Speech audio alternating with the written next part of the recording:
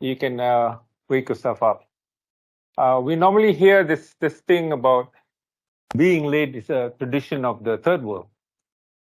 Yeah, and but I suppose this doesn't, because I was in Germany for 3.5 months in '95 as a guest of the German government, going through various parts of Germany where the trains would not miss 5 minutes of waiting. I remember once I had to sprint to get in. That was me trying to get out of Magdeburg to see how the previous East Germany was. Magdeburg, Potsdam, and Berlin after that. Now, my feeling is this must be like a Singaporean who probably observes all the rules in Singapore. The moment that she gets into Malaysia, that's it. All hell breaks down. He'll be speeding away because rules are different. I suppose this is Malaysia. I suppose that's okay. Let me start now. I've known Gale for a long time. She was very well known. She's still very well known in the field of labor. She's the chief editor now of a journal called Competition and Change. So, yeah, and of course now she's got deeply involved with global value chains, stuff like that, and her work now will touch on that. But it's interesting that I gather from the abstract that they gave me, they are now overall, just like they have approved Mazzucato's broad-based industrial policy in relation to climate resilience, building climate resilience. Although she's also talked about specific industrial policy, but hardly anybody in Europe takes that seriously. I suppose they may, since Biden has talked about restarting industrial policy in the US. Especially with China providing intense competition in many different technologies. But here we have EU Chips Act, which actually talks about subsidies beyond what I used to know. I remember it's owned by Global Foundries, now then owned by Advanced Micro Devices.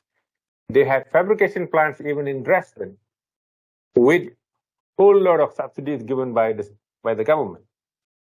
Just like the New York State then were intending to locate, attract 18-inch wafer fabrication in New York. And they, of course, outbidded everybody else to have that, but they haven't come out with the 18-inch wafer yet. But here, the interesting thing is, while you have on the one hand, general EU policies that prohibit subsidies that seems to disrupt the level playing field, but then I suppose the experts here now, Professor Gale, and I still haven't got to pronounce your co-author's name. Tobias, yes, Tobias, Dr. Tobias. They are from Bad College, Berlin. I suppose they will have a lot to reverse on. Just to mention that, interesting because the transition, I've done work on semiconductors for a long time. In fact, being in firms, wearing their smock. My own impressions are that there have been enormous transformations, not just in terms of moving away from largely labor-intensive technologies where many of these processes were handled by workers, and then, of course, taken over by integrated systems, and, of course, by robots. Now, that's one important development, but of course the other important development internationally, I'm sure you all are aware, the rising competition from China and the China containment policy with regards to geopolitics. You have clearly an attempt to prevent Taiwanese firms like TSMC, UMC, Vanguard, Taiwan Mask, and so on from supplying chips to Chinese firms. In fact, Huawei used to import through its subsidiary HiSilicon these chips and then subsequently alter certain things and so on before passing it to Huawei, which then uses it for its products. Now, I suppose they will also touch on that, but I shall not because I must leave at 4:30. I'm sorry, because I have a meeting at 5. Now, of course, to say little things here, I already mentioned that she's got a professorship from Bard College. He's there now. When I used to know you, initially you were Manchester, just after a PhD. I forgot those guys you were working with. Yeah, Khalid Naqvi, of course, yeah. And Tobias, he's got a PhD from Roskilde University. I've been there in Denmark. And now he's in Bard College. A very warm welcome. It's time for us to listen to you before we pass the discussion to the floor. Open it to the floor, please. Thank you so much, and apologies again for the delay. Thank you to Professor Rajah for inviting us, and for Ms. Chike for also organizing this event to get us into your very busy schedule. We appreciate the opportunity, and because we're late, I'm not going to say very much, but just jump into the talk already, as you can see. There's still lots of time, though. There is still lots of time. Okay, I'm feeling all this adrenaline rush to just get through this presentation now. As you can see, the title of the presentation is The Impact of European, or more specifically, German government subsidies on the semiconductor manufacturing industry or investment decisions in Germany. And I'm going to present, well, we're going to take turns presenting today. Just to say at the set-off is that this is a project that's being funded by the German Research Fund, the DFG, and we are also working with researchers at the Berlin Social Science Center, although the both of us are based in Bard College, Berlin. And it's a wider 3-year research project that is looking at the global restructuring of different industries, the semiconductor, which the two of us are working on, as well as the logistics and automotive industry, and particularly paying attention to subsidies or the rise of industrial policy in the EU to understand what impact that's having on firm decisions as they restructure in this new era of polycrisis, which we will talk about.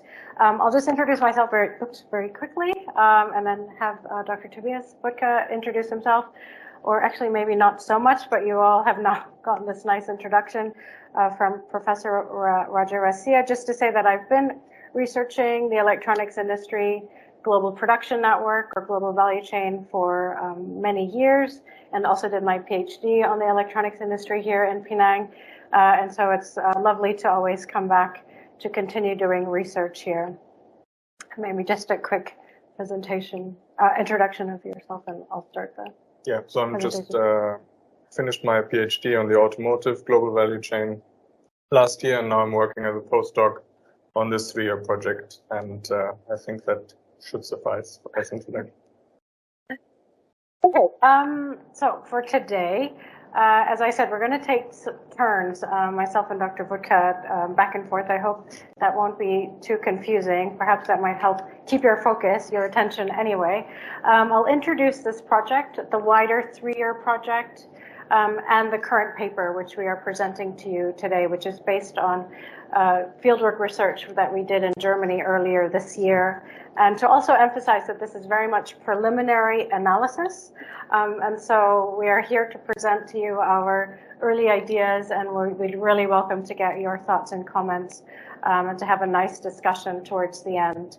After an introduction, Dr. Wuttke will talk about the EU, a little bit about EU state aid and the subsidy policies. I'll then go on to present the research questions, a little background on the literature that we place ourselves in as Global Production Network, or GPN researchers. I'll use that acronym throughout. The research methodology, and then dive into our analysis, and hopefully present some interesting questions for us for discussion. So the wider project, as I've already mentioned, this is funded by the German Research Foundation.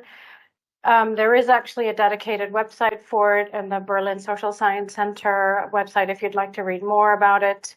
But the overall research question that prompted myself and a couple of researchers to put this proposal together was during the COVID-19 crisis, where we were faced with global supply chain shutdowns and slowdowns. And at that time in 2021, myself and 2 other researchers put a research project proposal together to want to understand how does this crisis now change or influence firm decisions as they look forward in a post-COVID environment? How will they go about increasing their supply chain resiliency and redundancy? Now, we submit that proposal to the German Research Foundation, and 1 year later, we get the answer, yes, you get the funding, and a year later, the situation has changed dramatically. We have the Russian war on Ukraine, and we have the U.S.-China tariff, high tariffs in full force. And so now our research question has changed or been modified slightly to pose this post-COVID crisis or context as a polycrisis, not only about companies or industries needing to worry about supply chain resiliency and redundancy, but also the geopolitical tensions that are being faced between the U.S. tariffs on China, and particularly for an industry like the semiconductor industry. That's a very important concern. We've piled in a few other factors like energy costs, etc. For this presentation, we won't go into each and every factor in too much detail. But to say that this is the question that is the overall research question for this project. Our focus is the semiconductor industry. We'll talk quite a bit about it in Germany. And as Professor Rasiah has already mentioned, there's a long history of front-end manufacturing. This is a high value-added activity that happens in the semiconductor industry. Dr. Wuttke is going to explain that in a little bit more detail. And our second component of this project is to think through how restructuring strategies in Germany by these semiconductor industries have an impact on the back-end restructuring. And we've chosen Malaysia as our case study location for the back-end or the offshored, lower value-added parts of the semiconductor industry. For those of you who know a bit about that, this is test and assembly and packaging. And FYI, we will be back in Malaysia next year. Maybe we invite ourselves again and order the grab much earlier than we did today, and hopefully can make an on-time presentation next year. All right. So, as I said, that was the wider context for their 3-year research project. But today we are presenting the first phase of this project, which is to understand how subsidies, industrial policies in the EU, which we focus on in terms of government subsidies, are influencing firm strategies. There is a current goal by the European Commission to increase the front end or the manufacture or the wafer fabrication in Europe from currently, as the estimates are 6% of the global share, to reach 20% by 2030. And I've included just a link there if you want to listen to von der Leyen make this announcement in terms of the goals and ambitions for the European semiconductor industry into the future. As I said, we're focusing on subsidy policies, and there are 2 policies that we are specifically looking at. The first one is the European Chips Act, and the other one is called the Important Projects of Common European Interest, or IPCEI for short. In a couple of slides, you'll get more details about it. And the reason we focus on Germany is because it is the largest provider of subsidies in the European Union. It's the richest country, but it also has the longest history of having semiconductor companies already based there. I think I'll stop there and pass it to you. Yes. So what is important for our research question is that there was actually a change in the way that the government is supporting the industry, which is that now subsidies are directly given to companies under these 2 policy instruments. And just in terms of a little bit of background on how this usually works in the EU, state aid, which would include grants or subsidies as we're looking at, are usually prohibited or have been prohibited. And the definition of what state aid is usually focused on the fact that competition should not be distorted, especially within EU member countries, by the fact that some governments give subsidies. So state aid means member state, Germany, France, Netherlands, giving aid on a selective basis, and that was usually prohibited. with a few exemptions that we don't have to go into here. But the general idea was to not have that. And the change with the two policies that we are talking about now is that these are actually two exemptions from this general rule, which are slightly different. So the important projects of common European interest, I think the legislation was put in place in 2014, and then the first such project started in 2018, which was actually on microelectronics, so including semiconductors.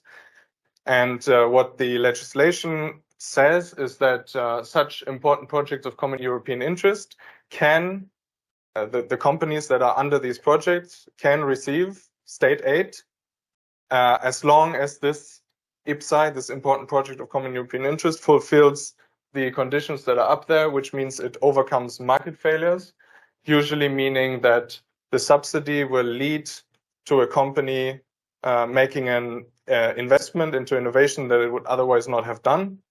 It has to be a cross-border project, so several member states have to be involved. 4 is the minimum, and it has to enable breakthrough innovation. And it has to have positive spillover effects. So we have some examples of these spillover effects, how it has been put in place. It can mean that the companies receiving state aid, they open the doors to SMEs. For example, if a foundry, semiconductor foundry opens their foundry up to SMEs, that would be considered a positive spillover effect. And if that is included in the proposal, then the IPCEI project has a chance to actually be approved by the European Commission. Because how it works is one member state takes the lead together with other member states, minimum 4. They formulate this project, they submit it to the European Commission, and the European Commission has to approve this IPCEI based on the proposal. And the 4 criteria are what they look at and what they make the decision based on. The crucial thing is that it is focused on first industrial deployment and not mass production. So you cannot get mass production funded through this instrument.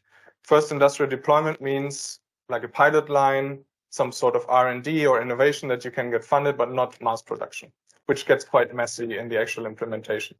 The difference now with the European Chips Act that came later is still not in law, was proposed in 2022, that under that instrument, actually, you can receive state aid for first-of-a-kind production, which doesn't have to be innovative at a global level. It just has to be something that has not been done in the EU before. And it can actually fund mass production. So that is the big change. Now Intel can come to Europe, set up a big factory there and get 10 billion in subsidies. So that is the big change. First IPCEI, like a slow change, and now we have the European Chips Act, which actually can give big subsidies. Even though this is not in law yet, there are already subsidies being approved by the European Commission, and they refer to the communication of the Chips Act. So they approve subsidies already on the basis of the Chips Act, even though it's not in law. Gale already mentioned that Germany is receiving the largest amount of subsidies, is giving out the largest amount of subsidies, because the important thing is that it's not the EU giving money. It's the member states giving money, and the EU approves that the member states can do that. So the EU does not give the subsidies to Intel, it's Germany. And Germany has already allocated 16 billion euros in subsidies. Some of it is official, some of it not yet. Under the CHIPS Act for Intel, TSMC, and Infineon, which leverages a total investment of 45 billion euros, these 3. And then under IPCEI, you can see that the volume is much smaller. And that covers 31 projects. And actually, EU-wide is 8 billion, Germany is 4 billion. So you can see that Germany is still the largest provider of subsidies under this IPCEI program. One concern that always comes up is that these instruments take quite a long time to be approved. The European Commission took 1.5 years to approve their largest IPCEI. There are 2 IPCEIs on microelectronics semiconductors. There are also IPCEIs on batteries, hydrogen, and now solar and cloud and health are being set up. So this is gaining traction. More and more of these are coming. This is the 31 recipients in Germany. You can see it on the map. Actually, only a few of them, as will become clear, is for wafer fabrication front end. A lot of it is for R&D, and that would be like fabless design companies, research institutions, or also in equipment and materials provision. Let's now look at some of the companies that are actually located in Germany and that are receiving subsidies. So as Professor Rasiah mentioned, GlobalFoundries has a big wafer fab in Dresden, which used to be AMD, but then AMD went to become a fabless semiconductor company, and the foundry was taken over by GlobalFoundries. GlobalFoundries has a footprint all across the world, as you can see from this map, with the US, Asia represented by two fabs in Singapore, and then Dresden in Germany, and France is currently being built with funding from the CHIPS Act. So what we can see here is that what GlobalFoundries is actually doing, and the subsidies are playing a role in that, is that they are maintaining the footprint that they already have, which is US, Europe, and Asia, and they are expanding in all these locations. So in France, they are setting up a completely new fab. In Dresden, they are expanding. And in the US, they are also expanding. There are rumors about a next fab being invested on the basis of the US CHIPS Act. And Singapore is actually will be their largest site globally in 2025. And it's interesting, the choice of subsidies for the Dresden side. They used the IPCEI program. They used the first program and now the second program. And for the France side that they're setting up new, they're using the European CHIPS Act, where they received 2.9 billion from the French government for a 7.4 billion total investment. Another company that is coming to Germany is Intel. So this is to highlight that they are very different players. GlobalFoundries is a foundry player. They are not going below 10 nanometers in technology nodes. They have made that strategic decision. Intel is a very different player. It's an IDM, which is now also going into foundry business. IDM is integrated design manufacturer, meaning they do the design of the chips and the fabrication of the chips. Intel has announced an investment in Germany, in Magdeburg, and they are also, like GlobalFoundries, maintaining their global manufacturing footprint, but massively expanding in all the locations that they are. So they used to be in Europe before, in Ireland. Now they're adding Germany as another site. And for Intel, they are receiving 10 billion in subsidy by the German government for an overall investment of 30 billion euros. That has just been agreed this year, which will most likely run under the European CHIPS Act. Still has to be notified to the European Commission and approved. And why are they coming to Germany? They are expanding everywhere. They are massively expanding in the US. As you can see on the right-hand side, they are in all their current sites that they have, they are expanding. And then they're adding greenfield investments in Ohio, 20 billion, and in Germany, this Magdeburg site. In Poland, they're expanding for backend. Now, I think 3 or 4 days ago, it was announced that they're also massively expanding in backend in Malaysia. Why are they taking these massive investments? Because they fell behind TSMC and Samsung over the last 5 years. In 2018, they were the #1 in terms of semiconductor technology, lowest technology nodes. Now they fell behind TSMC and Samsung because of a strategic mistake not investing in EUV lithography. And now they have to catch up. And in order to be able to catch up and fulfill their goal of becoming technology leader again by 2024, they have to invest massively and expand capacity.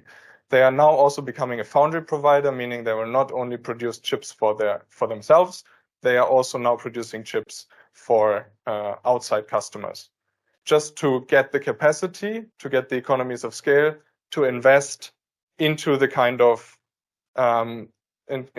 factories that are needed into getting into the lowest technology nodes. And Germany is just one part of that puzzle. but it helps to explain they came because of the subsidy, yes, but also because it fits into their broader overall strategy. And then lastly, there's another investment by a company called Wolfspeed. And they are actually, they used to be only in the US, and now they are opening a factory in a new location, which is Germany and Europe, so they are widening their footprint. It's a 2.5 billion investment, and they will receive state aid of 500 to 600 million euros. They are also investing in an R&D center, and they are coming to Europe because that's at least our assumption, because they are producing chips for electric vehicles, silicon carbide chips, and you have a strong automotive industry in Europe, so it's good to be there. And lastly, just to illustrate the full complexity of the different players, X-FAB is a very small company, less than 1 billion revenue per year. Compare that to GlobalFoundries, which has 8 billion revenue, or Intel, which has 60 billion revenue. But they are also expanding. They are not investing in new fabs, but they are expanding in their current sites, also using subsidies here and there. And they actually 11% owned by the Sarawak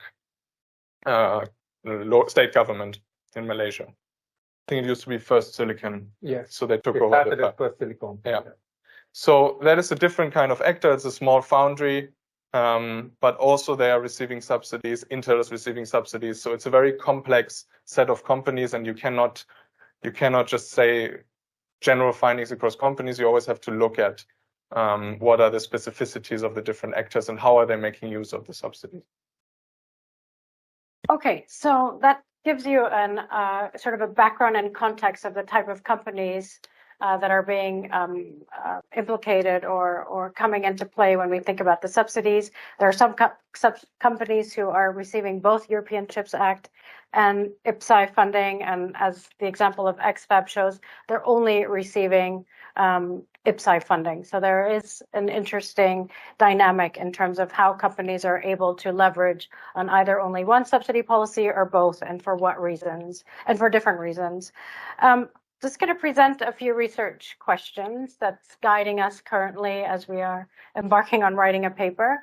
The first is, quite a general question to understand how do these different EU subsidy schemes feature into semiconductor companies' expansion decisions. These are questions that we asked company representatives themselves.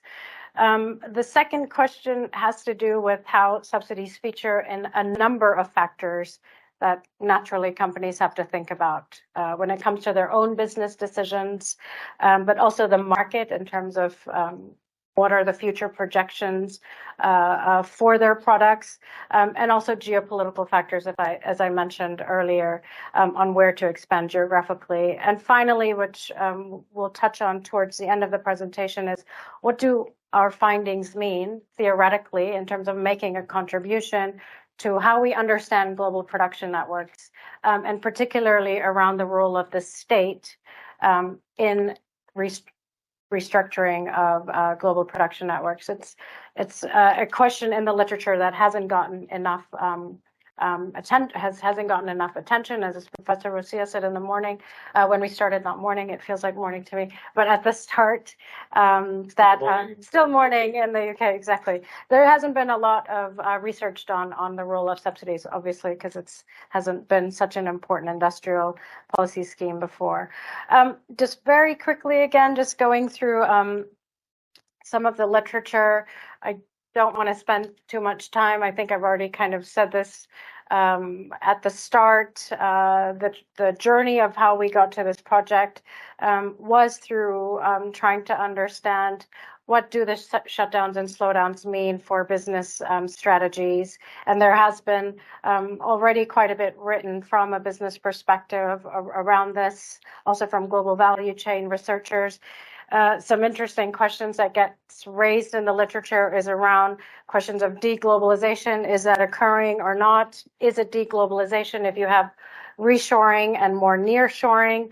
And this ties to the global production network literature around whether global production networks actually, in fact, are more regionally concentrated. And another term that gets thrown around a lot, especially in the EU, is this polycrisis that we are facing with not just supply chain concerns, but also the war, Russian war in Ukraine, climate change, a rise in energy costs, and I guess inflation now gets added to that, and just the rise in the cost of borrowing money. And there is also a nice early literature now coming out around what is the relationship between government policies and GPNs, or even vice versa. Who responds to what? Are governments responding to global production networks, or do global production networks respond to policy? And naturally, these are always a two-way story. And as we will talk about later on, some companies have restructured their business relationships in response to having things like subsidies that will allow them to expand into certain business lines or decisions. So, oh yeah, I'm not changing the right, thank you, the right laptop. Here's just a very quick snapshot or just a visual in terms of, how do we see the arrows pointing in terms of what are drivers that might lead to decisions. If you take a global production network perspective, you tend to start with what's driving lead firm strategies, lead firms being at the top of global production networks. So for the case of the semiconductor industry, these would be the companies that start to outsource outsource some of their production to suppliers. I won't get into it, but there's a lot of questions on what is a lead firm. Is it an OEM, or could it also be a tier one? You can go and read about that at your own time, but there's a very healthy debate around that. But what's really important for GPN research is to understand how do lead firm and supplier relationships change in terms of whatever driver or factors might lead for more competition, less competition, more dependency, or not. And here, as I've said, we're starting from this crisis situation, having a direct effect on lead firm strategies, and then the EU subsidies coming into play to impact that decision-making or that decision-making process or the strategies. So this is it as a snapshot. Of course, it will get more complicated as we go along, but it's always nice to have a visual. Methodology-wise, what we are presenting to you today is based on semi-structured interviews we conducted between February and June this year in Germany with 12 semiconductor companies. You can see the breakdown there. And also government agencies in different locations in Germany. If you recall that map, actually we have a map here as well. We were in the clusters in the north around Dresden, and also in the northeast, and the south in the Munich region. And we did also interview government agencies at different levels, so at the federal level, at the state, as well as the city. And of course, as all research goes, we have lots of secondary sources, such as company reports, 10Ks, to help us with this. Now, this does look awful. Tobias was complaining that this was too much, but I insisted on having this table. Hopefully the slides can be shared around later and you can take a look at this on your own. But these are the semiconductor fabs in Germany, forgot the Y there, which have received subsidies and expansion. So it's not the full list of companies from that earlier map, because that includes other types of companies like component suppliers, etc. But these are the ones that actually have manufacturing facilities. And we'll come back to this table later on, but just to show you kind of the diversity in terms of the type of firm, and also diversity in how large they are by revenue. There are a few overlaps in terms of companies supplying to the same customers or actually some of them being customers and suppliers themselves. And what may be the most interesting for this project is to see, the amount of funding at least being received from the European Commission Act and the IPCEI too. And of course, this also means that there is expansion in Germany, right? Like they're getting the subsidy to either to expand in Germany, which is the interesting side of this this research. Okay, I'm going to move away from this table, but we will come back to it if you haven't finished reading all of it. What we thought to present to you now is to go a bit more deep, just to kind of go into a deep dive into a few companies that we've interviewed. We have to keep them anonymous because we've all signed confidentiality agreements, but to kind of show you a rich picture of the diversity of how different types of companies, depending on where they are in the global supply chain and how large they are using subsidies or just going about restructuring or re-strategizing their expansion decisions into the future. So the first one is called Company D. Yes, we are not starting with Company A, we're going backwards. It's a small foundry. It's actually a tier 3 and 4 company, so you can imagine that they don't feel the direct impacts, but actually are on the tail end of a supply chain where things like bullwhip effects become quite where they can have an impact from bullwhip effects in terms of forecasting that might go wrong along the way. They are also a single source or qualified supplier for the majority of their customers, so they have a very tight relationship with their customers and vice versa. And for all of their fabs, they're highly specialized, meaning that there's no two fabs doing the same thing. And all of their fabs produce over 50% for the automotive sector. Again, they're in a tier 3 position, so their products are, not going to BMW, but to another stage that involves testing, assembly, etc. So when we talked to them, they were highly impacted by the automotive shutdowns. They said that their production was cut by 50% from one day to the next.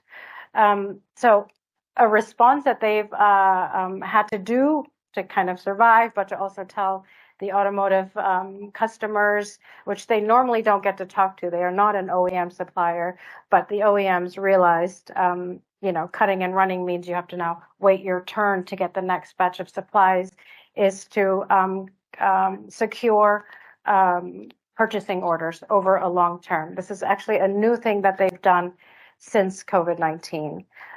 They've also now had more chance to speak directly to their OEM customers about their situation. And so they become a very key player. Even though we don't think much about lower tiers, they are actually some of the most important players in getting a final product out. So one quote here that they've put in is, they've said in the past, customers made a lot of pressure on pricing and producing for automotives was not very attractive. I think the implication there is now that situation is changing for them. They're a small player, which means they're not expanding like Intel or TSMC. They're not going to build new fabs. They don't have the revenue for that. So IPCEI comes in to help them expand by buying more equipment. So this is the type of company this is, Company D is. It falls into this sort of category. They have applied for IPCEI funding for pilot lines and equipment. They've been successful in 2 projects. I won't go into the detail, but they did pull out of a 3rd project slightly. Part of that reasoning was about the slow process, but they also said it didn't make business sense anymore. Could also be because when you wait so long, a business plan no longer becomes a plan, no longer makes sense. And for them, their concerns were getting money up front. So one quote here, the money you need for an investment is in the beginning, because if you have a pilot and you are one of a kind, you need the tools. When we buy equipment, the person we interviewed, have to pay 30% of the tool right away, which does not make any revenue. In the first 3 years, you make no revenue. And most of their projects, they say, receive funding 30 to 45% from the government. So not to, overly be conclusive, but at least for a company like this, IPCEI funding makes sense, right? It makes sense for a small player. On the geopolitics, we nudged a little bit to a lot of companies. And I think when you're at a lower tier, you're not at the forefront of the geopolitics, but they did mention that they need to have a stable relationship with the US because they need the tools. And so this is where we'll talk about the geopolitics later, has a ripple effect, not directly in selling to markets, but also, getting your tools and machines for actually running your factory. And they also said very directly they don't have any direct business in Taiwan. Might be something that we talk about later.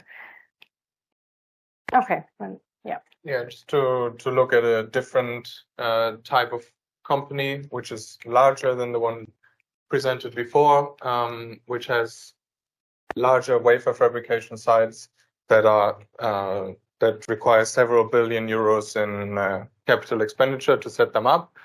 What they emphasized in the interview to us is that one change they're observing is that customers increasingly ask about having two sites available with the same type for the same type of technology. And this is a material change that they have observed, especially since the COVID-19 pandemic, but it's probably also related to the geopolitical aspects. They called this a dual sourcing model, which means they first qualify a fab and then a second fab on the same technology. And this is a reason they explained why they need to have fabs in different sites, and they will use subsidies wherever they're available to set up and expand these production sites. One interesting thing that they told us is that permits, processes, and bureaucracy are fastest in Asia, slowest in the US, and with the EU somewhere in between. Which is maybe not a novel finding, but actually this kind of perspective came up several times also by other companies. Especially interesting that the US is put at substantially worse than EU in terms of these aspects. Two other companies, company B and C, both investing in Germany, both receiving a subsidy with a slightly different rationale. The first one is also quite interesting. There are no advantages of the European location in terms of skills, infrastructure, availability of chemicals and equipment. Europe has less of a semiconductor production footprint than the US, than Japan, than South Korea, than Taiwan, than China. So why are you coming? The reason why we are investing in Germany is to be close to our customers. So very straightforward. And the subsidy helped. Without the subsidies, an investment in Europe would not have happened. That's not the main reason. And then the other company, talking about decoupling, but also highlighting that subsidies are only one element of a complex decision matrix,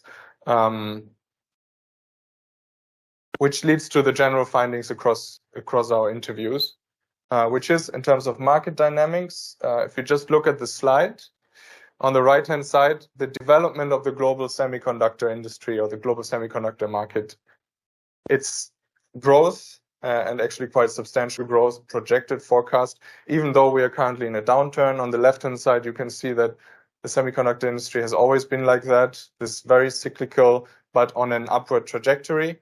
And especially the automotive share of the overall pile is growing more than even growing more than the overall semiconductor market, which makes also Europe with its strong automotive presence a more interesting location. If you take TSMC, for example, they're now investing with a very dedicated fab for automotive.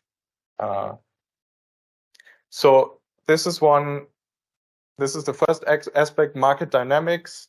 There's just increasing demand for chips, especially in automotive, but also elsewhere. So they are investing. Now they are investing more in Europe because of the subsidies. But it's also a general trend. The second one, we've already touched on this, the customers ask for business continuity. I think this phrase business continuity, it actually came up in 5 or 6 interviews out of all interviews. It's a common phrase now, which means that the semiconductor providers have to ensure that there's business continuity for the customer. How they do that is their problem. It usually means 2 different sites, at least with the same technology. Firms are widening or maintaining, meaning expanding into the same sites they already have. Wolfspeed investing in Europe in addition to US, TSMC investing in Europe and the US, also within Asia, additionally in Japan. Global Foundries expanding in the US, Europe, and Asia. They always had this global footprint, but they're doubling down. Infineon investing large sums in both Germany and Malaysia. That's also a substantial change because Infineon used to only build one fab at a time. Now they're building two fabs at the same time. Intel investing large sums in both the US and Europe. Last point on this, semiconductors are a necessary condition as subsidies are a necessary condition, but not a sufficient one. It's also kind of an obvious point, but I think it's very important to remember that when the business case is not actually there, when the interest to actually put up a new fab is not there, then no matter the amount of subsidy, you will not convince the company. So it's more about this, what is talked about as the global subsidy race or global subsidy war, who is willing to give more. Which is also the difference between IPCEI and the CHIPS Act. So IPCEI is, as Gale has already mentioned, the funding is usually rather small. It's not a make or break thing, but it helps especially smaller players to get some innovation into production. We actually had one interview where the company told us that, two I think, where the companies told us that they had applied for IPCEI funding, then it fell through because of some administrative problem, but they still undertook the investment. That is very different for the European CHIPS Act, which is a make or break thing. And there is actually evidence that Intel played off Ireland and Germany as two different locations, which the Intel CEO saying that there was no particular weakness in the Ireland proposal, but other countries provided much more aggressiveness in their proposals, meaning 10 billion euros of subsidy. The very last implication within the EU, what does it mean within the EU? So the state aid prohibition was put in place so that large countries, member states, cannot just attract all the manufacturing through subsidies. Because Germany can give a 10 billion euro subsidy to Intel, Hungary cannot. So now what this is leading to, opening up this box, will mean that Germany has a big advantage over the smaller players, even within the IPCEI, where we saw that 4 billion out of the total of 8 billion is actually given by Germany to companies located in Germany. Okay, so I'm going to conclude in a couple of minutes because I know we've been talking for 40 minutes or maybe even longer. Just to have a very brief sort of step back and think about what does this all mean if we want to make a theoretical contribution. As academics, we always have to. And so coming back to this question on global production networks and how do we understand global production networks, we went into this project writing that proposal with the hypotheses, if you will, that regionalizing, a more regionalized concentration is going to occur in Europe for industries, whether that's through nearshoring or reshoring, and as we now have been saying, through more investment and more capacity into expanding current facilities or adding new facilities. Europe has lagged behind in its manufacturing capacity compared to East Asia, and so there is a pushback to bring Europe back on the global scene. The COVID-19 crisis clearly exposed risks of overdependency, but that is now being added on with an increased demand from the automotive sector, being added on with increasing geopolitical tensions, which is now then contributing to how subsidies are playing a strategic role to deal with all of these different types of crises bundled together. So the role of the state in global production networks, I sort of posed this question earlier, is clearly there, especially given how large these subsidies are. And so looking forward for GPN researchers, I think it's going to be very difficult to no longer talk about the role of the state or policy in shaping GPNs, at least not for the semiconductor industry. And then the concerns of geopolitics we're seeing through discussions like redundancy, decoupling. But we don't want to stop there. We've presented now the picture of the front end portion of our study. This is phase 1 or year 1. But in the second phase, as we enter into the next year, our question when we think about supply chain resiliency has to do with the entire global supply chain, not only the front end, but also the back end. So going beyond the front end and to consider back end requires also understanding how geopolitics and the supply chain resiliency questions also impact restructuring strategies of the back end side of the semiconductor industry.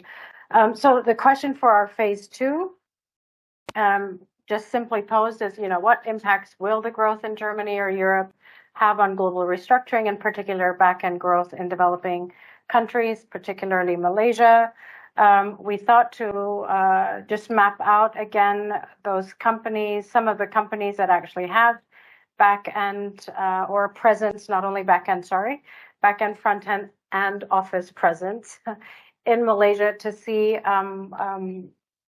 what can we see at this moment that can help us conceptualize good research questions when we come back next year to do more fieldwork research, but also to open it up for discussion here. So Global Foundries, Robert Bosch, SMD, Infineon, XFAB, AMS, Osram, Intel, Wolfspeed all have some kind of presence here. Global Foundries and Wolfspeed have an office that might be a hint to something more to come. And also comparing the back end in Malaysia vis-a-vis other backends. This is also part of the interesting story, is if a company needs to increase capacity in their back end, are they choosing Malaysia over other reasons, and why? Of course, in our discussions in the last couple of weeks, we've heard about the China +1 strategy. There might be other considerations that are more local, national, and so these are all questions that we are interested in. And with that, we come to an end. We have a slide of references if you'd like to look at that, but maybe we end with this. And we thank you very much for your attention. Thank you, Professor Gale and Dr. Tobias. I just wanted to make a few points before I pass the cue to the floor, open the floor for questions. Some of you may not know what IDMs mean. IDMs actually refer to integrated device manufacturer, which means to say they produce both, not just the design of it, but also the manufacturing of it. Fabless, they only get involved in the designing, while the foundries focus on the manufacturing. Advanced Micro Devices has evolved to just focus on being a fabless company. Many other American companies that become fabless. But let me also mention, apart from that, I actually was supervised by a geographer for my master's. Oh. But I don't like most of the geography journals now because I don't see the trait that they can, which is really looking at conjunctural analysis. If you want to explain the relocation, say in 1965 and the early 70s, you'll find Kaohsiung, you'll find Incheon, Masan. They had foreign firms relocating, also the Clark base, as well as Penang, Singapore. The US lowered its tariffs on value-added broadback. Lowered its tariffs for low-end goods only, 806.3 and 807 at that time. So it worked together in relation to, of course, the US policy of rapprochement with China. But those two countries, Korea and Taiwan, did not grow their semiconductor industry through foreign direct investment. Totally no. Lucky Gold Star, LG, Lucky Gold Star, Hyundai came later. Lucky Gold Star was even there earlier. Hynix subsequently, they were all nationally driven through catch-up strategy. Again, in understanding that, you have to understand strategies firms take. A firm like TSMC deliberately worked on under Morris Chang to catch up and leapfrog. That was the strategy, and it's the #1 firm in logic chips. A firm like UMC was never out to do that. It was interested in evolving to a certain level and then proliferating the chips to actually automate and do everything else with low-hanging fruits, including application-specific integrated circuits. And a firm like Samsung took on the blue ocean strategy, which is really integrating into markets, Android phones, and so on and so forth. But let's also understand that certain things need to be understood differently. Huawei was importing chips that were largely from different firms, not so much from TSMC, because they were requiring chips that had high radio frequency, which is related to gallium arsenide technology as opposed to semiconductors. They needed that. So high silicon would then assemble the things they want, reshape, and then supply it to Huawei. Now, with those absence, Taiwanese firms, because that market is already gone. So China, which was exporting something around 50% of chips, you go and check semiconductors, around 50% of chips in 2014 has fallen sharply. It was like the supplier center for the world. It was actually acting that way. And again, to me, the China containment policy starts with Barack Obama.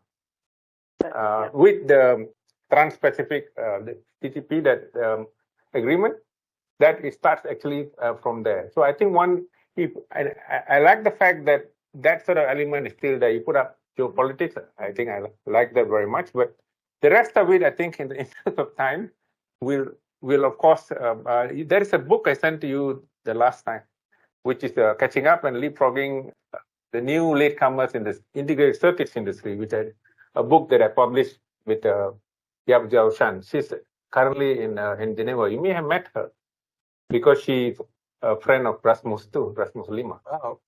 Yeah, you might have met her. So now it's open to the floor, please.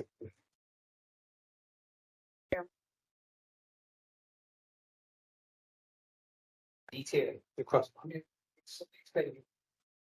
refer to the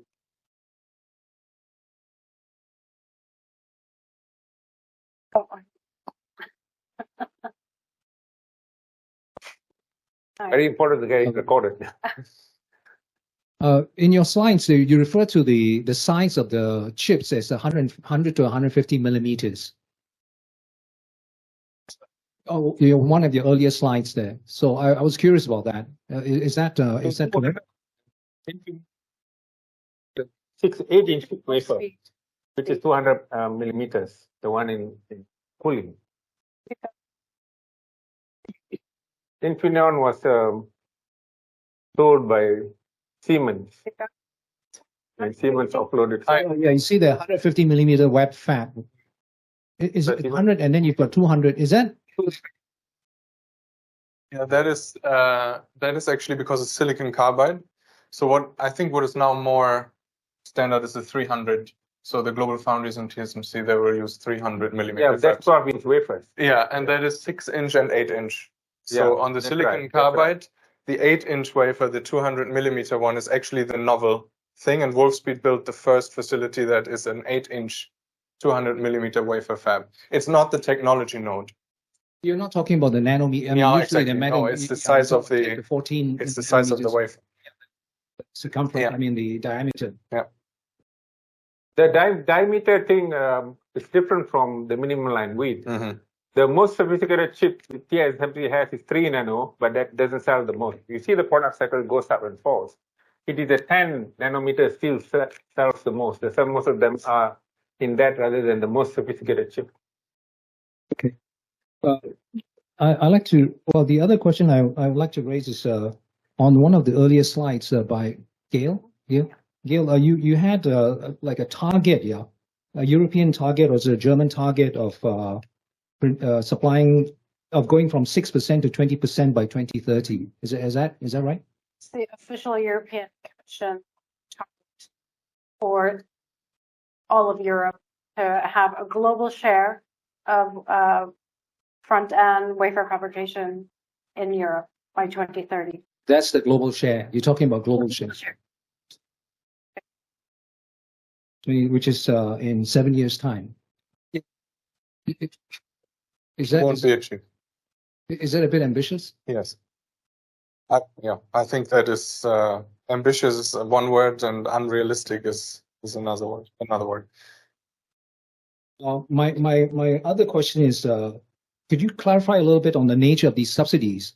Are these subsidies only for the initial capital expenditure for building the plant, or are they, or will they be subsidies on the pricing? Once you start production, I'm thinking here about the European farm subsidies, for instance, where the government is actually subsidizing the price of so once you've started producing, will these subsidies then subsidize if the product costs say $10, do they push it out to does the EU subsidize like $3 or $4 and you sell it out at? So is it okay if I? Yeah. So it's different for the IPCEI and for the CHIPS Act. So for the CHIPS Act, it is actually on the capital expenditure, on the actual investment, and it is a share of that. For the IPCEI, it's defined as a funding gap, and it gets quite detailed when you look into the proposal. So they actually have to demonstrate what their business case is, lay it out in the proposal, and say the business case ends up like that. And when we go into mass production, 5 to 10 years mass production. And then we have a shortage. So that's why we're not undertaking this investment. So we have a funding gap. And then the EU Commission approves the funding gap, and then the member state can give state aid at the level of the funding gap. Can I just mention that this is not a consumer good where you can import a subsidy and therefore that gives the $3 thing. This is capital investment, doesn't involve that at all. Yeah, I just wanted to say, because you are compared it to the Common Agriculture Policy, like farm subsidies, it's very different because that's giving a guaranteed price to farmers for something they sell. So I live in Europe, and milk, dairy products are subsidized so that they can sell, and we pay a lower price. But this is for actually building plants. I mean, in a way, the ECA, we don't really know because it hasn't been finalized yet what the money is going to go for, but it's not going to be for the sale of chips. Yeah, but we call that in economics as implicit subsidy because you're giving a grant or something upfront. But there are also questions here down here, so I don't want to miss them as well. Sorry? There are questions online. Oh, online. Yeah, many thanks for organizing the great event. My question concerns the cyclicality of the chips industry. It's very cyclical. I suppose you know the book Chips and Change by Claire Brown, MIT Press. In which way do the recipients of subsidies incorporate a potential oversupply and thus lower prices for certain chip categories? It's somewhat similar to the question just posed. Supply for certain chip. Yeah, I think that's a similar question to this. It's a different nature. People think all the time subsidies, but here we're referring to implicit subsidies. So they have to build a fab, right? The fab for Intel is going to cost how many billion? I think you have 30 billion, and Germany says they're going to give 10 billion for building that plant. So that's going to take several years.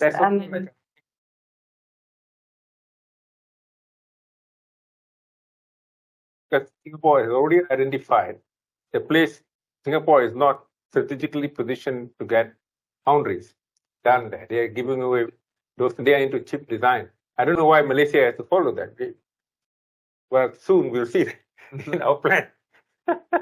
Yeah, because there is more front end also in Malaysia happening, right? But the plan goes in a somewhat different way. But I think, Infineon also announced in last December, I think, 5 billion euros. Infineon for their fab plan in Kuala. Yeah. So that's for the Infineon one is for silicon carbide here in Kulim, and at the same time they're expanding in Dresden as well. But I just put up this slide because of their cyclicality.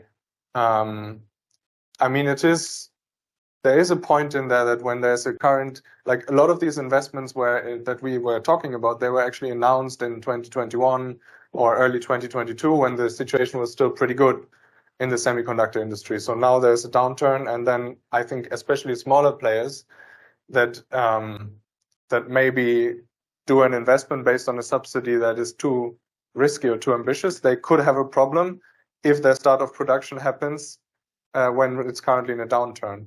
So I mean, yeah, they include that in their strategizing, but I think because the overall trend is like this going up, that's why they invest, and then you can survive the downturn.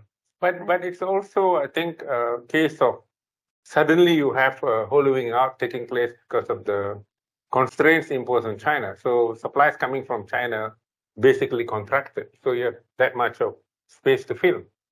Right. These are multi-billion-dollar investments. It's not for a short-term decision. These are, these plants are going to last for a very long time. Can you clarify the nature of these subsidies? Are they an outright grant, or do they come into the balance sheet as a loan or an equity? And how does this compare with the subsidies for Airbus? So subsidy for what? Airbus. Oh. For the CHIPS Act, we don't know. Germany and France ended up building the Airbus. Yeah. For the CHIPS Act, we don't know how it's exactly going to play out because these are only announcements. But there will be cash grants on the capital expenditure. But how they're going to be paid out over a certain time or immediately upfront, I don't know.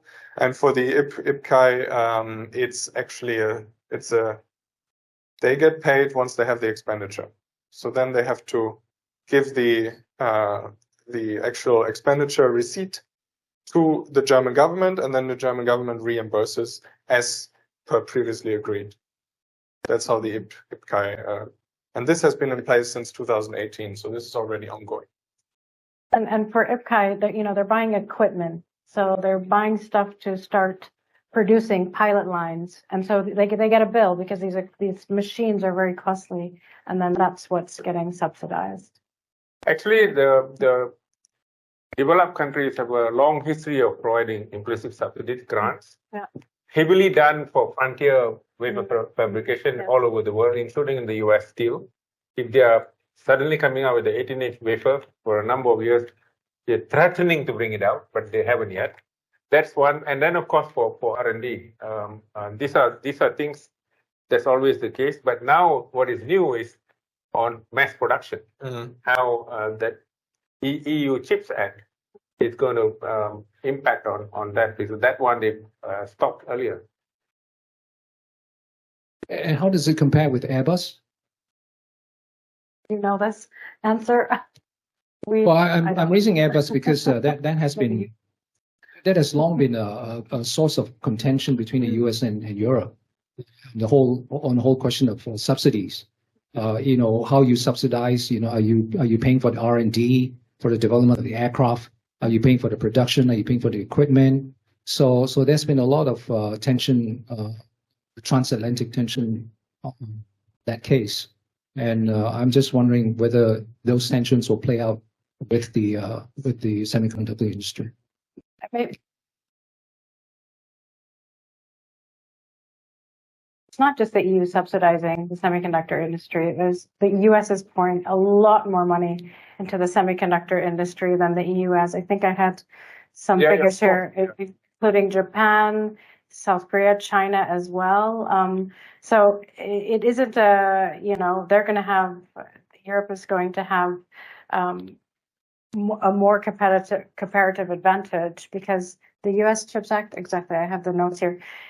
The US is going to pay out $53 billion for the semiconductor industry. Japan offered TSMC 476 billion yen. So it is, as you mentioned in one slide, there is kind of a global subsidy war going on. But whether it's going to play out in like a WTO dispute settlement situation, I'm not sure if that would even play out. There is this Washington Treaty 1989, which even defines chip the way the US wanted it, and how copyright is defined, which actually violates the Berne Convention on copyrights. But for many reasons, Japan has always listened to the US. If you look at it, they forced Hitachi, a huge Zaibatsu, to break up. Where is Hitachi now? But I think that's not what China is doing. That's not what even Germany, I was in the Siemens Dickstorf then with the CEO in 95. He was mentioning a lot of things are being done quietly because IBM was already working in Russia despite the ban in 1976. So they tacitly work on things. As for Airbus, Airbus is a very specific project-based work that does not relate to just one firm. No, it's two big countries have got involved. It's like a huge project. And I'm sure that similar subsidies were given to Boeing because there's no longer any contention about the way Airbus has emerged. If you watch it, and again, if you look at the statement made by Biden, that we are bringing back industrial policy, that's already there. In fact, I'm working on the industrial policy for Asia for UNIDO. That's already there. They are quite happy, the UNIDO guys, because otherwise they can't survive. So my own feeling is, I think that's not. Let's move on to see on automotive. The chips are different. So you'll have chips that are aligned to automotive more locating those firms locating in Thailand, and likewise if they are into different kinds of work, handphones for example, they are again different because of the radio frequency involved and so on. And therefore, the nature of fabrication will be different. So there are companies that just focus on that. Like power chips is Infineon. Infineon focuses on power chips. That's largely because that's how Siemens started as a power firm, and then subsequently had the semiconductor subsidiary, which it sold to Infineon and Qimonda. The one in Aachen went to Qimonda. The one in Munich went to Infineon. Now, one needs to also look at the dynamics of technology there too. And then, of course, I think another point that you need to address, I feel, the EU has come up with the global minimum tax, but only for firms that are generating a revenue of 750 million euros a year. That means if you don't pay tax or lower tax, also you have to pay the balance in euro. They are just waiting for the US to do the same. But that 15% may be too low because Singapore is 17% and Hong Kong is 12%. Corporate tax. Ours is 24. Malaysia's. But what would this mean for tax incentives given to semiconductor companies coming to Malaysia? That could also be affected, right? Yeah. For example, Tesla is calling for no tax at all. Tesla has now promised to build all these charging plants all over Malaysia, and it's also looking for some sort of a tariff-free and tax-free sort of claiming that they will. This is what Elon Musk has. I'm not sure whether this is privileged information or not, but Elon Musk has promised that they can easily see that those below the poverty line, now it's 2,208, they can solve poverty there in return.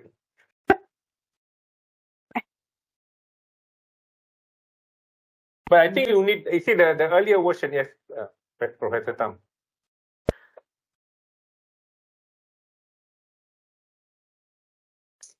And I noticed you have 4 firms which receive no subsidy. That's voluntary. Oh, now so many slides. Okay. You show the sample of firms that you have in your study, and there were 4 firms that do not have subsidies. Yes. So I have a few questions. One is they didn't have subsidy because they didn't apply for it? Yes and no. Some applied and pulled out, some didn't apply. It's a mix. Yeah. Yes. So I was thinking, because you said that the business plan must be there, is the subsidy is the icing on the cake. So for these firms, the motivation for expansion would be the same, the dual source strategy because of the geo-economic conditions. So they are also pressed to expand, and because of the upcycle. So even though they did not receive subsidies, either because it was not approved or they didn't apply, they would still go ahead and expand. Is that it? So the cases are different. Some of them, I mean, that's where I think Prof. Rasiah mentioned that it's a very diverse industry. So in Europe, you have mostly automotive chips, power semiconductors, and then these companies do very different things. And I cannot say like who the companies are because they would disclose them to people who know. If I say exactly what they are doing, but that sometimes relates to the fact that they are not expanding, because for that particular segment of the industry, maybe the growth scenario is not so great. There were some examples, as I mentioned, of a company applying for IPCEI funding, and then because they have to calculate this funding gap, and then something in the business case calculation changed, or the EU Commission, which actually asks the companies very specific questions like, what is this number here in the Excel table? What is it for? And then they had to change something, and there was no longer a funding gap in the proposal, and then they had to withdraw from the whole thing. And they still did the investment, which was an investment that they needed for their business and that they would have undertaken anyway without IPCEI or not. So I think from these 4 companies, you cannot conclude too much, because they are smaller ones and they have very specific cases. The big ones, they are all receiving subsidies. Yeah, and just to add, I mean, I think this is a good question. Point. Because these ones are all receiving subsidies. Yes. Yeah. That's what I the got. good question is that, you know, we need to have a counter example. And I think some of the, again, this is preliminary analysis. I hope we made this really clear. We still need to really go through all of the data really well and several times over. But I think some of this is also component suppliers.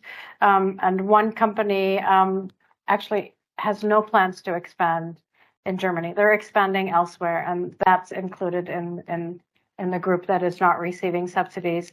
So, you know, as Professor Rasiah said, like, each company is very unique. It has a historical context and just a different business strategy. And what we're trying to do, and we'll try to do, is to kind of tease out some trends. So one is obviously big companies get the big money. Smaller ones, not so much. They wouldn't even know what to do with it, because they still have to put their own capital, right? It's not a 100% subsidy for building a fab. It's always a percentage. Yeah. So, I would recommend that there was a question just now on the cyclical nature of competition in the industry. I would recommend that you read this book, Chips and Change, How Crisis Reshapes the Semiconductor Industry, by Claire Brown and Greg Linden, 2009, MIT Press. Great. I think it's got an account for at least about 25 years. Okay. Thanks for this. Sorry, I just saw one comment online. I think there's also okay, no, please, yeah. Okay. Prof, everyone, good afternoon. I would like just to bring us back to Malaysia, our host country, Kulim. If Dato, Moderator, can comment on it. Recently, there are conflicting claims about claiming credits on the investment that came in to Kulim. Don't the federal government think that it's high time for them to issue a statement to clarify the procedure of how does this investment comes in, and so that people are more aware of what's happening, rather than one party claiming credits. Just a slight diversion of the same issue. Can I get your feedback? Dato, and Thank you. But you are suddenly like throwing a spanner at newspapers that are reporting that last December we had 5 billion euro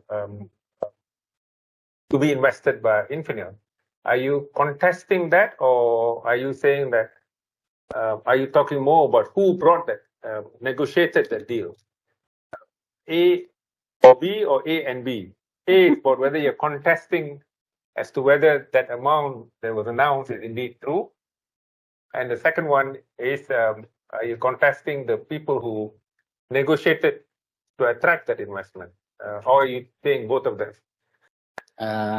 It is more who actually are responsible for this. Okay. But the procedure-wise, I think it is quite clear. It's just the people that yeah, typically the body that would be involved will be MITI, MIDA, which is a centrally located body, and therefore they must have, except for during Lim Chong Yu's time, he enjoyed the autonomy because Tun Radha gave him the opportunity to negotiate directly. He even flew to the Silicon Valley with his team from PDC. He had it, but no other states. So Kedah couldn't have done it on their own. It must have been MITI, I think.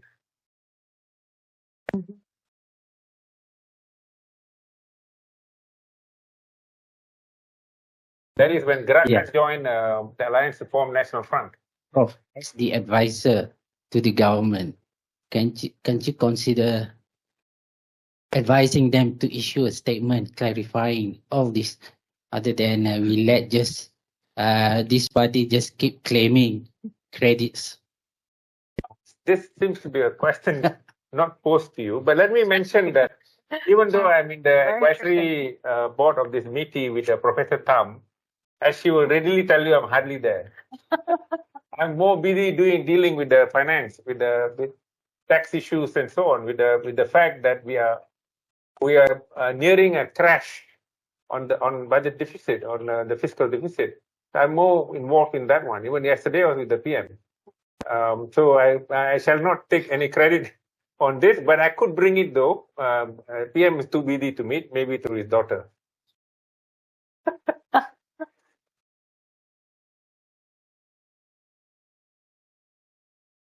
Talking about my advisory role in the government. Fiscal deficit went already are very intensive. Other questions? All of a sudden, it looks like the timing was perfect. The Grab guy knew. But maybe to throw a question for discussion, because we are quite interested as we. You want to throw a question? Go. Yeah, exactly. I don't know, whoever might be interested in this. I mean, we also wanted to present to get some feedback on whether we're kind of asking or looking at the right things, or asking the right questions. Question. Yeah. When this comes about, and of course, I'm sure Shike would like that. One of the reasons why we have not upgraded beyond medium value-added activities, we have not really reached the frontier. Is because of the constraint we face with TVET education, technical vocational educational training. Now, in as much as the economic minister says we're going to transform TVET, Rafizi, everyone else is saying many things. But so far, we're only hearing a lot of noise. I'm not sure whether anything has gained traction to make that transition possible. You have anything to say on that in comparison to, especially Germany, the dual training system, the Meister craftsman? We have had our discussions already about TVET, but I mean, the skills question is certainly interesting in terms of how it plays into the location decision. It's just another factor that plays into the overall decision. Actually, I don't think I would be competent to say anything about what kind of person. I mean, they need highly qualified engineers. The benefit of Germany is that they have already clusters, which, yes, Germany is able to give out big subsidies, which puts them in a certain position, but also it's just a matter of fact that Germany is the biggest semiconductor producer already in the EU, and they have a big cluster in Saxony. EU, yes. And there are skilled people there. They have a skills shortage that they are discussing. Also, Germany as a country has a skill shortage across the board. And Germany has TVET. So having TVET doesn't prevent you from having a skill shortage if you don't have the people, right?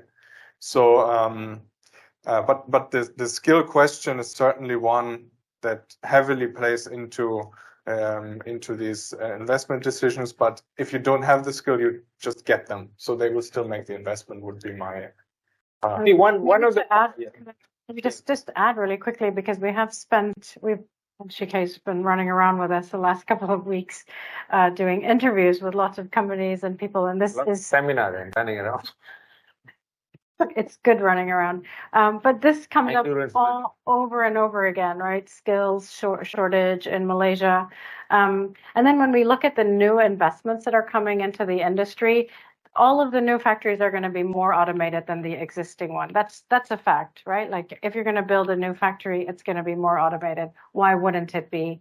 And then the question is, what kind of skills do you need for the more automated factories? They're going to have machines in there, but are those machines requiring actually lots of engineers or just people who can run the machines? Because those are smart machines. So you might still actually not need that many engineers in a factory at the end of the day, because you're making the machines quite smart on their own to run it on their own. But you might need then machine repairs. They can function autonomously. And they can function autonomously.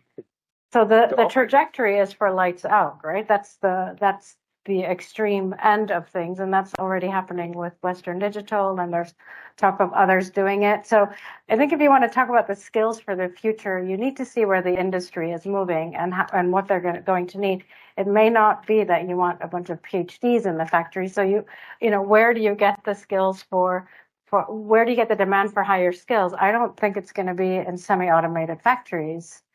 I think it's going to be elsewhere.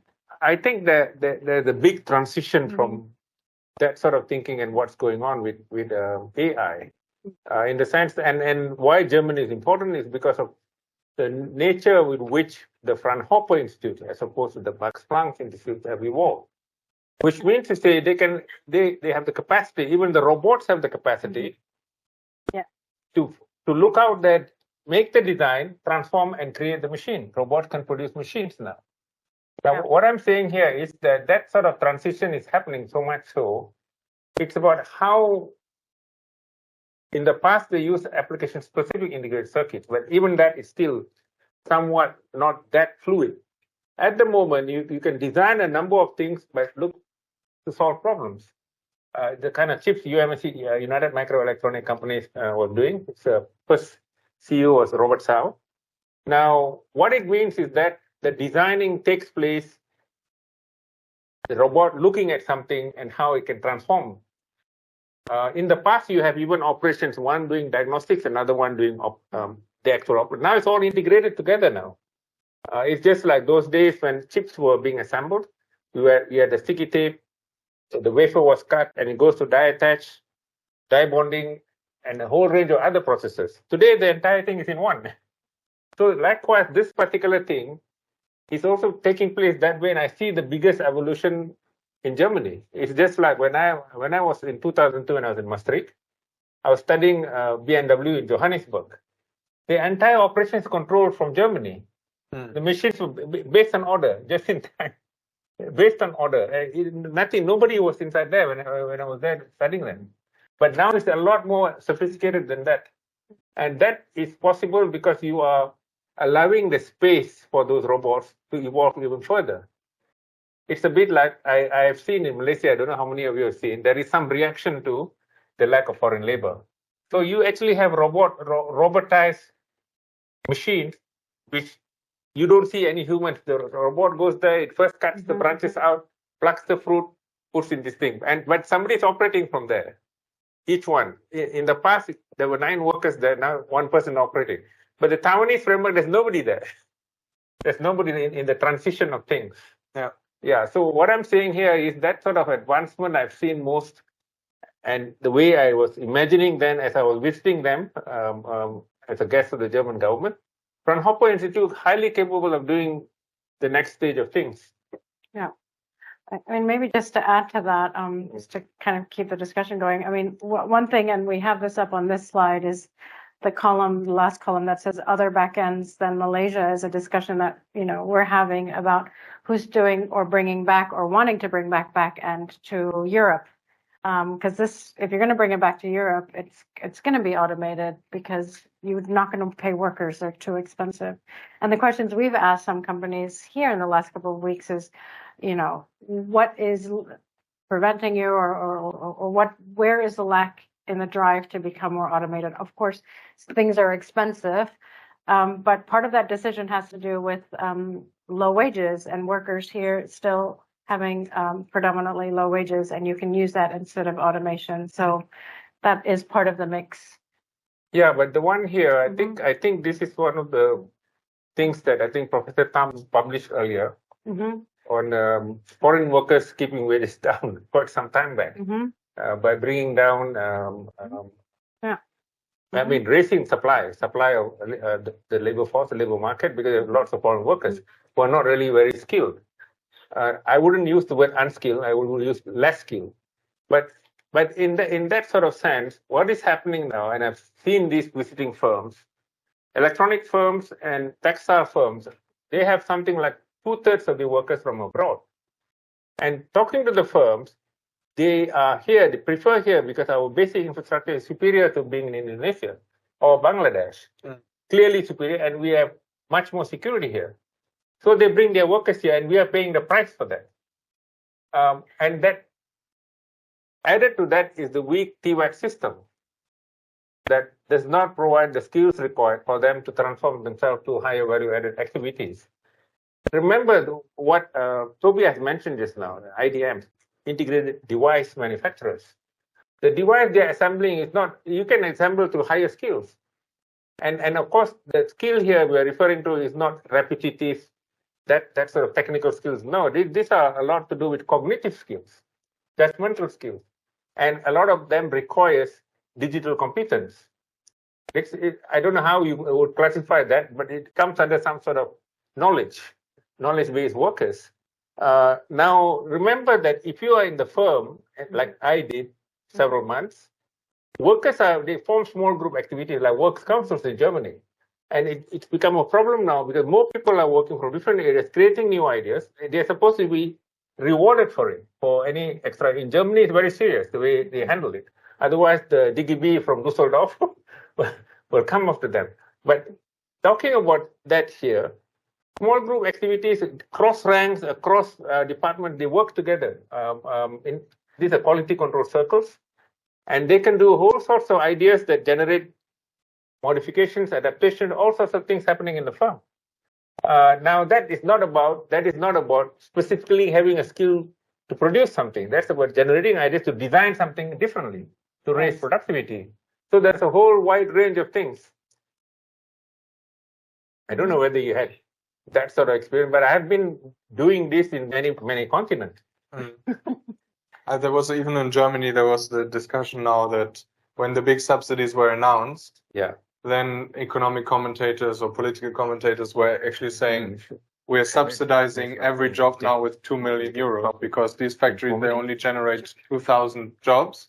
And then they divide the 10 billion euro by the 2,000 jobs. And I don't know, they end up at saying like 5 million euro subsidy per job. But then, of course, the discussion goes that the politicians will say, we are not doing this for the jobs. It's actually for the geopolitical security and supply chain redundancy. But it goes to show that this business doesn't employ people, at least not a large number of people. And that has been the case for the last 20 years, right? And it's now even happening in back end, as Gale said. But I think, please. Say that subsidies are necessary but not sufficient condition for the catch-up. And, we see this.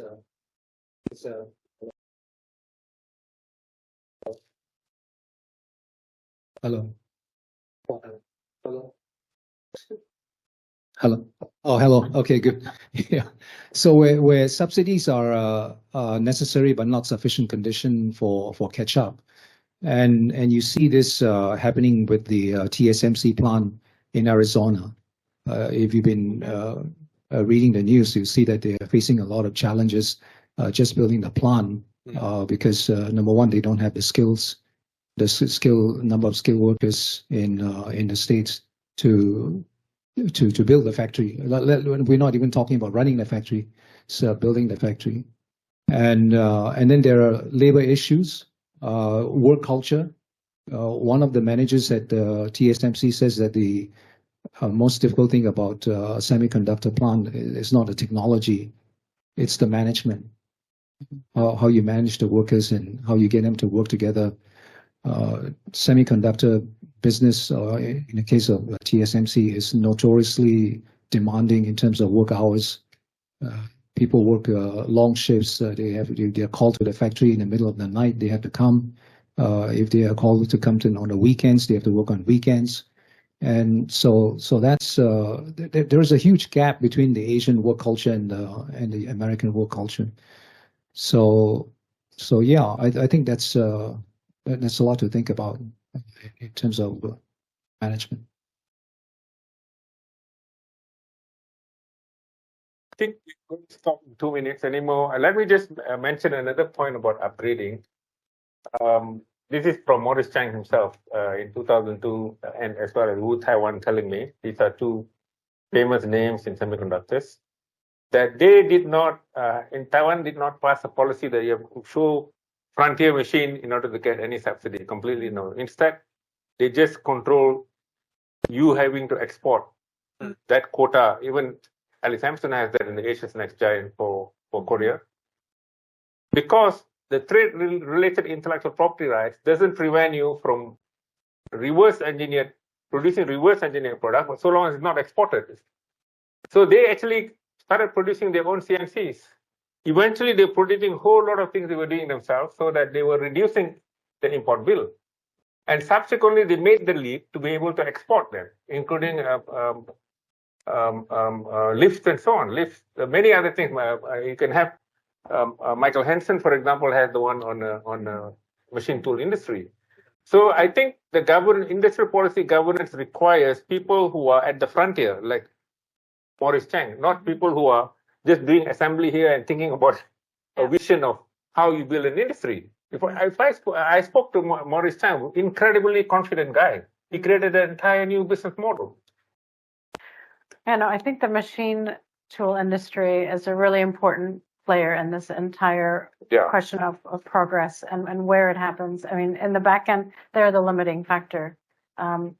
We only rely on them for automation. And besides, things change so fast. As you go and buy the most vintage one, people have already moved to a different machine. Okay, I think every good thing has to come to an end. Thank you all for... Thank you, everybody, for waiting for